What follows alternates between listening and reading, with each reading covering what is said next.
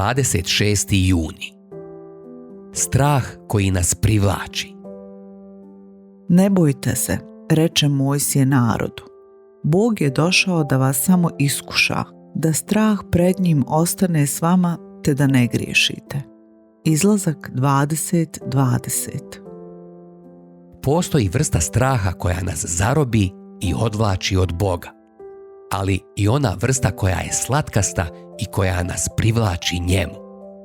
Mojsije je u istom stihu, Izlazak 20:20, upozorio na prvi i pozvao na drugi. Ne bojte se, reče Mojsije narodu. Bog je došao da vas samo iskuša, da strah pred njim ostane s vama te da ne griješite.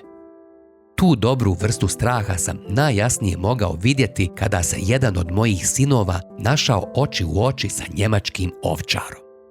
Bili smo u posjeti jednoj porodici iz naše crkve. Moj sin Karsten je tada imao oko 7 godina.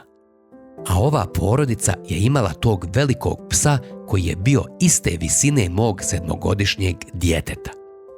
Pas je bio umiljat i Karsten se lako sprijateljio s njim. Ali kada smo kasnije Karstena poslali do auta po nešto što smo zaboravili, on je potrčao, a pas se zaletio za njim režeći. I naravno, to je Karstena uplašilo. No vlasnik psa je doviknuo: Karsten, hodaj, pas ne voli kada ljudi bježe trčeći od njega.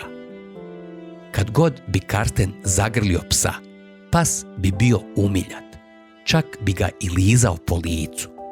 Ali ako bi bježao od psa, pas bi režao i plašio Karstena.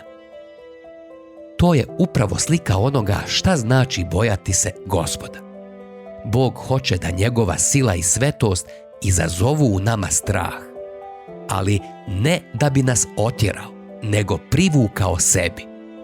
Bojati se Boga prije svega znači strahovati od toga da ga napustimo kao našu najveću sigurnost i zadovoljstvo. Ili drugačije rečeno, trebamo se bojati nevjere. Trebamo imati strah od toga da nemamo povjerenje u njegovu dobrotu. Nije li to poenta Rimljana 11:20? A ti po vjeri stojiš, ne uznosi se, nego strahuj. Varaždinska Biblija. To jest, ono čega treba da se bojimo jeste nevjera i manjak povjerenja. Trebamo strahovati od bježanja od Boga.